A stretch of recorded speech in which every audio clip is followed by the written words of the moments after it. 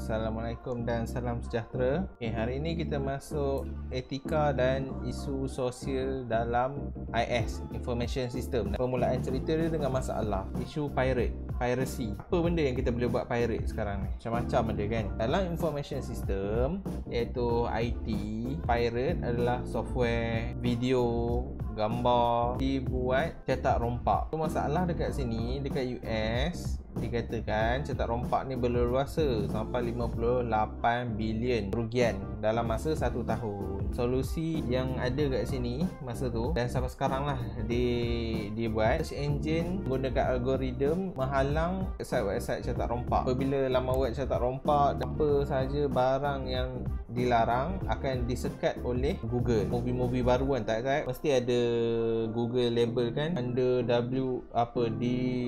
DMCA punya agreement, dia kata. Itulah yang terjadi sekarang hasil daripada benda ni. Masalah ni diselesaikan oleh Google. Dalam Google kita ada crawler ni dia ada software dia lah, dia akan menjejak lah benda ni pirate ataupun tak. Bila dia tahu pirate, terus dia akan inform, so dia akan update lah dekat Google tu. Product and service compete with appear pirate content. Banyak produk-produk baru pun dah dibuat secara pirate, cetak rompak. Bukan takat benda ni kan, kalau takat barang-barang produk kosmetik apa semua sekarang, banyaklah cetak rompak dia. Benda-benda IT lagilah banyak dicetak rompak. NBC ni gunakan crawler ni nak cari kat YouTube. Mana-mana video yang kita upload dekat YouTube yang ada copyright, automatik akan di ban. Boleh lah, tak boleh siarkan, akan di report dan video tu terpadam.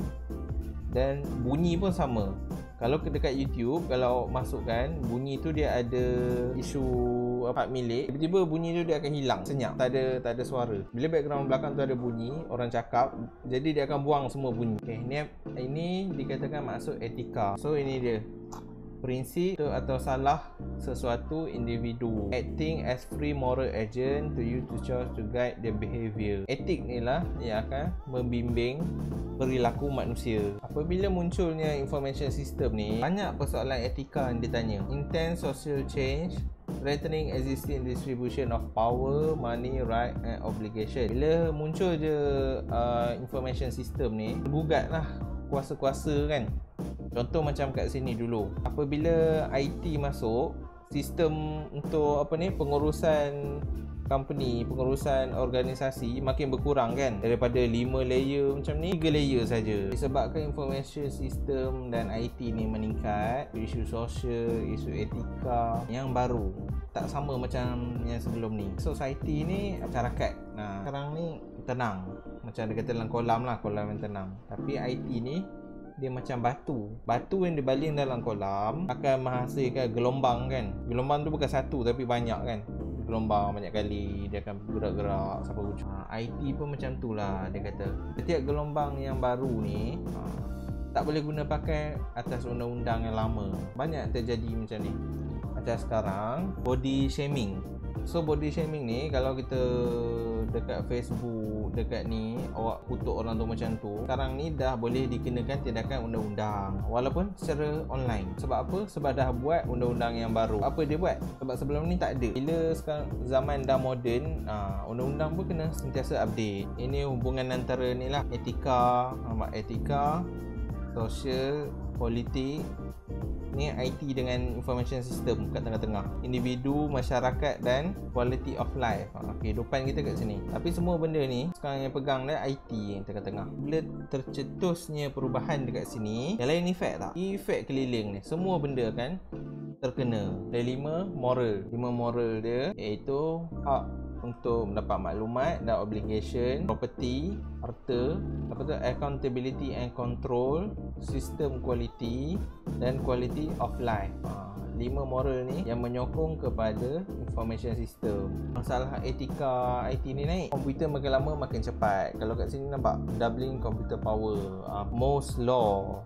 Berdasarkan Moore's law, komputer ni akan double setiap kali evolusi dia. Tapi sekarang dia tak double, dalam masa beberapa minggu pun dah update yang baru. Contohnya daripada 4GB jadi 8GB, 8GB jadi 16. Perubahan yang tu terlalu cepat sekarang. Data storage yang lebih murah. Data ni dah murah, Lepas tu teknologi internet makin laju, makin tercepat lah tersebarnya pelbagai jenis isu etika. Dekat sini data analisis teknik, macam mana nak ambil data analisis ni, nak tahu awareness masyarakat ni macam mana. Contohnya dekat Nora ni awareness dia lah nak cari siapa penjenayah, siapa, dengan dia gabungkan. Contohnya awak Google perkataan bom, software ni dia detect bom, apa benda orang ni cari tentang bom. Contohnya dia cari bom, cara nak buat bom. So benda ni dia dah trigger, dia dah detect IP address awak, semua dah detect lah. Cuma awak yang tak tahu. Zaman sekarang dah modern, software dah detect dulu, dan software ni bagi alert dekat ke orang yang terlibat lah untuk trace awak pula. Mobile device growth, pembesaran smartphone kan dah makin tersebar luas. So nampak boleh track individu. Contoh sekarang ni COVID kan, kita gunakan MySejahtera nak detect tempat dekat mana, tempat kawasan merah, kawasan kuning, kawasan hijau. Dekat situ lah kita boleh tahu bila ada masalah, Kementerian Kesihatan boleh detect kita dah pernah pergi ke mana. Ni contoh Nora tadi, apa yang dia boleh buat. Edward Snowden, yang ni awak boleh tengok movie lah, ada nama movie dia Edward Snowden. Tengoklah cerita tu macam mana. Ada beberapa konsep asas untuk ethical analysis. Nak analisis data secara beretika. Pertama, responsibility, responsible lah, tanggungjawab. Accountability, dia kena tahu siapa yang bertanggungjawab ke atas sesuatu perkara tersebut. Lepas tu liability, ada permit, ada dia punya surat yang sah. Due process, due process tu maksudnya undang-undang yang diberi kebenaran, berapa lama, boleh ke tak boleh. So kita kena ikut prosedur lah. Ni 5 step untuk analisis data. Pertama, identify and clear describe the fact, fakta apa nak detect. Nombor 2, define conflict and dilemma, apa masalah dia. Dia detect high order value involved, ada terlibat tak dengan pihak atasan, barang-barang yang mahal ke, semua ni kena detect lah. Terusnya, identify stakeholder, siapa yang nak support benda ni, modal datang dari mana. Identify the option you can reasonably take, boleh tak ambil risiko ni. Last sekali, identify potential consequence your option, apa akan jadi bila saya ambil langkah tersebut. Berdasarkan 4 ni kan, apa akan jadi, boleh ke tak boleh. Dah dapat semua ni, barulah kita boleh analisis dengan berjaya. Prinsip etika, ada golden rule, do unto other as you will have them do unto you. Buat macam mana kat orang, macam mana awak nak, macam tu lah orang lain nak. Immanuel Kant ni, action is not right for everyone take, it is not right for everyone. Kalau ada sesuatu tindakan tu tak betul untuk awak buat, maksudnya kat orang lain pun tak boleh juga. Bukannya awak boleh, orang lain tak boleh. Itu etika Immanuel lah. Descartes rule of change, if action cannot be taken repeatedly, perbuatan tu tak boleh buat ulang kali, sekali je. Jadi tak boleh, jangan buat langsung kalau tak boleh buat berulang kali. Utilitarian principle, take action to achieve higher or greater value, sesuatu tindakan yang tinggi, risiko dia pun lagi tinggi. Take action that produce least harm or potential cost, kalau kurang berisiko, ambil tindakan yang kurang berisiko maksudnya. Ethical, no free lunch rule. No free lunch rule tu maksudnya makan tengah hari percuma, tak ada makanan tengah hari. Kalau kat sini secara mudah ni nak terangkan, setiap benda yang awak nampak, yang awak boleh tengok ni adalah hak seseorang, melainkan ada declaration kata hak awam, hak sekian-sekian boleh guna. Lain daripada tu, itu mesti ada hak seseorang. Macam makan tengah hari dah kan, dia kata ada makan tengah hari percuma, kena beli sendiri. Melainkan ajak kenduri. Kenduri tu pun kalau kena jemput. Macam tu lah. Professional code dia ada macam-macam code lah. Persatuan yang buat, ada AMA, ABA, AITP, ACM. Semua ni badan-badan profesional. Dia macam ISO lah. Real world ethical dilemma. Apa benda dilema dia? Hak company berikan untuk maximize productivity. Kalau nak productivity yang banyak dengan hak menggunakan internet untuk keperluan peribadi, mana yang company nak pilih? Kalau untuk keperluan peribadi, worker yang seronok. Kalau untuk productivity, company yang seronok. So tengah pilih yang mana. Biasanya kedua-dua ni bertangan pada satu sama lain. Ini dia privacy and freedom dia. Privacy dia, claim individual to be left alone, free surveillance. Hak privasi. Apa hak privasi? Dikatakan individu tu boleh ditinggal bersendirian bersendirian, tak ada siapa boleh ganggu dia. Dia patut mendapat hak untuk bersendiri. Ni US punya lah. Adalah banyak-banyak dia punya act dia kan. Tambah 74 ni nampak. Ni saya tak sentuh lah benda-benda ni. Ni pun sama tak. Cuma prinsipal dia kita kena tahulah sikit-sikit. Website closer practice before collecting data. Maksudnya macam kat sini, benda ni dekat website, kalau kita nak gunakan, kita masuk satu website, dia kata website ni gunakan cookie, yes or no. Kalau cakap no pun boleh juga sebenarnya, yes pun boleh. Cuma kalau yes, dia dapat maklumat daripada awak punya browser, awak search apa benda sebelum-sebelum ni, nanti dia suggest lah iklan ke, dia suggest lah tempat ke. Macam contoh masuk Trivago, dia tahu awak sebelum ni suggest Langkawi, so dia suggest yang murah-murah Langkawi siap-siap. Kalau yang tadi tu, kalau macam Shopee sama ke kan? Macam mana? SOP? Macam kan cerita yang kat macam Trivago semua tu kan. Kalau macam Shopee dia sama ke? Ya, sama. Dia mesti ada cakap yes or no. Sebab tu masa kita buat account dan masa kita masuk website, dia ada bawah kecil tu, dia akan cakap agree ke tak, yes or no. Kadang-kadang kita main tekan je sebab kita tak tahu kan. Ada benda tu sebab ni ada undang-undang dia. Kalau dia tak buat tu dia salah. Maksudnya dia mencuri data orang. Ni untuk Europe pula. Europe pun ada banyak jugalah. Cookies, web beacon, spyware. Spyware ni biasanya ni lah orang-orang yang berniat jahat lah yang pakainya. Kalau orang biasa tak guna. Macam cookies ni nampak, dia akan detect apa yang awak cari dan sebagainya. Ni contoh dekat Maybank to you. Kadang masuk Maybank to you kan, nanti awak tengok kat sini, nampak macam Facebook ni, beberapa kawan awak dah like, nampak kan? Tapi dia tahu tak, dia dapat key daripada browser awak, Facebook awak apa benda. Sebab tu dia boleh suggest benda ni. Ni semua kawan-kawan awak dah like, awak je belum like. Dia cakap macam tu lah kat sini. Ni proses cookies. Apa ini tadi, technical solution, solusi kepada tadi nak trace apa benda. Kita guna email encryption, so tak boleh trace. Orang tengah-tengah tak boleh potong email, boleh baca email kita tak ada. Sekarang ni WhatsApp pun dah ada encryption, so orang tengah-tengah tak boleh nak baca. WhatsApp pun tak boleh nak buka. Orang yang kerja WhatsApp pun tak boleh nak buka sebab dia ada encryption. Hanya orang yang hantar dan orang yang terima je ada kunci nak buka tu. Tu anonymity tool. Ini macam dia nak hilangkan identity, nak hilangkan IP address kita kat mana. Jadi browser ataupun website tersebut tak dapat nak trace. Gunakan anti-spyware. Kalau ada spyware dekat dalam PC kita boleh scan, gunakan anti-spyware.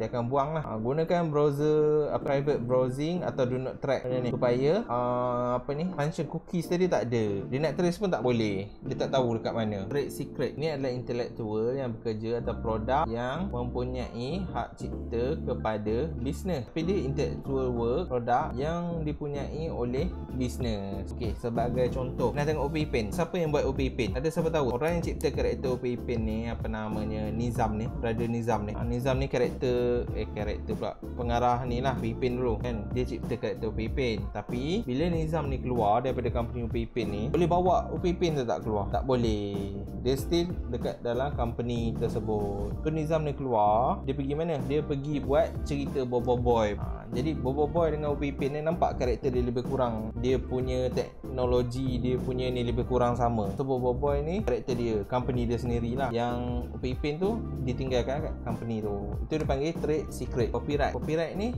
ada bayar hak intelektual untuk copyright. So dekat sini tak ada siapa boleh curi hak awak, hak intelek awak selama 70 tahun. Lepas tu bayar lagi. Kita ada lesen ni. Ni patent. Patent ni apa? Sama juga macam copyright tu, tapi patent ni adalah idea. Nampak, idea dia selama 20 tahun. Ini nak cakap digital dengan physical media. Boleh faham lah kan. Kalau macam buku digital dan buku sekarang, mana lagi senang? Ada saya digital sebab kita boleh control F. Control F ni apa? Search. Nak cari perkataan apa, terus cari. Kalau buku, nak selak kan. Contoh 500 page buku. Ni lah lama nak selak kan. Kena selak belakang sekali, tengok dia punya grocery index, apa perkataan kita nak, tengok muka surat berapa. Itu baru boleh dapat. Kalau tak ada grocery index, tak boleh nak cari. Ni DMCA. Ni copyright yang ada dekat Google. Kalau kita search movie yang latest apa semua, banyaknya ada DMCA ni terus. Sebab dia tak bagi, dia block. Dia kata ini soalan dia, kalau software gagal, siapa yang bertanggungjawab? adakah mesin, adakah software. Kita tak boleh salahkan developer software pula. Sebab apa down apa semua? Sebab dia kata dia ada test. Contoh test dia komputer lain, yang awak guna komputer lain. Jadi salah awak lah. Dia akan cakap macam tu. Sebab tu kita kena tengok ni liability, accountability dulu. System quality, data quality, system error. Flawless software is economically unfeasible. Tak logik lah kalau software tu cantik kan, tak ada bug semua. Ada tak? Dan dunia tak ada lagi benda tu. Mesti ada dia punya masalah. Sebab tu lah software selalu dia akan update. Dia ada version dia akan update lagi. Sebab dia nak tutup kesalahan tu. Tapi tutup kesalahan, ada lagi lompong-lompong kesalahan yang lain. Dia tutup. Itulah cara satu software untuk perbaiki kelemahan dia. Okay, negative social consequence of system. Balance power. Kalau nak quality of life, kita kena ada equity, access dan boundary lah. Nak balancekan power, maksudnya computing power. Untuk kegunaan komputer pun kita tak boleh menyeluruh. Bagikan dulu, bagi dua. Okey, macam sekarang lah sistem Plus kan. Plus apa? Lebuhraya Utara Selatan kan. Lebuhraya Utara Selatan ni, kalau awak pergi mana-mana tol dia, kita sekarang guna touch and go. Dulu tak ada touch and go. Dulu ada manusia yang jaga kan. Bagi duit shilling, bagi tiket dan sebagainya. Sekarang tak ada. Jadi siapa yang jaga? Komputer. Manusia dekat mana? Manusia ada juga dekat tepi tu, in case nak top up dan sebagainya. Itulah bantuan untuk manusia. Tapi sekarang pun top up dia dah ada mesej. Kalau tak cukup, baru dia akan support dengan manusia. Tapi still ada lagi lah manusia yang bekerja kat situ. Sebab tu dia kata kena balance. Kena ada boundary. Vulnerability ni kena selalu check lah kelemahan dia kan. Kelemahan komputer, kelemahan sistem. Bila dah check semua ada masalah, cepat letak manusia kat situ. Dia dapatlah balance kan masalah dekat situ. Computer crime, masalah apa ni, jenayah cyber, hacking, apa ni lagi, gamer dan sebagainya. Semua ni adalah high cost kerana ia adalah perbuatan yang tidak beretika. Banyak benda yang boleh hilang kat sini. Re-employment, re-engineering work. Dia kata contoh macam tadi lah, permulaan untuk projek Plus gunakan touch and go. Ramai pekerja yang tak ada kerja. Ini antara risiko-risiko dia lah. Etika dan income group in lastly like to have computer. Etika ni kita tak dapat nak larang lah orang, sebab dia adalah peribadi manusia kan. Jadi dekat sini perkara ni tersebar meluas melalui internet dan komputer. Selain daripada masalah etika, masalah kesihatan juga boleh terjadi. Contohnya CTS, CBS, RSI, Rapid Stress Injury. Stress injury tu apa ni? Ni lah sakit-sakit badan kan. Lepas tu CTS ni, Carpal Syndrome ni boleh Google. Ada orang ni gamers, dia main game lama macam ni. Tangan dekat sini kena belah. Sebab apa? Urat dekat sini masa-masa dia bersimpul. Bersimpul, nampak ketul-ketul ni. Doktor kena pusing, kena belah ni dengan pisau, buka semua, betulkan balik. Lepas tu teknostress, sama hilang sabar, keletihan kan, tengok komputer lama-lama. Okey, setakat ini habislah chapter 4.